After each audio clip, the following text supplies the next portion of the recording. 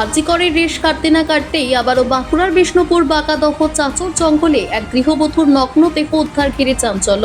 ধর্ষণ করে খুন নাকি নিছকই খুন, শোরগোল এলাকায়। তবে ঘটনার খবর পেয়ে ঘটনাস্থলে বিষ্ণুপুর থানার বিশাল পুলিশ বাহিনী ঘটনাস্থলে গিয়ে দেহ উদ্ধার করে নিয়ে আসে। তবে অবশ্য প্রাথমিকভাবে অনুমান ধর্ষণ করে খুন করা হয়েছে।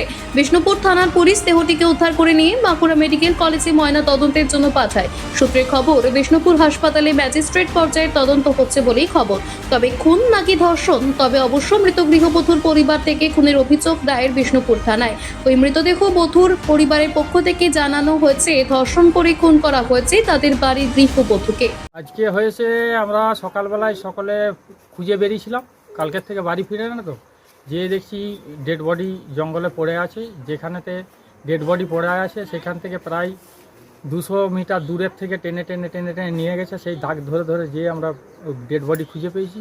তারপরে পুলিশ টুলিশ সব আসে, পুলিশের লোকরা এসে ডেড বডি তুলে নিয়ে চলে যাওয়ার জন্য আমরা একটু বাধার সৃষ্টি করছিলাম। দিয়ে ডেড বডি তুলতে দেওয়া হচ্ছিল না। দিয়ে আমার মোবাইল এরকম পকেটে ছিল, দিয়ে পুলিশে ছাড়িয়ে নিতেই দিয়ে হামলা শুরু, একটু চেঁচামেচি শুরু হয়ে গেছে। তখনই ডেড বডি সেই ফাঁকে তুলে নিয়ে চলে গেছে।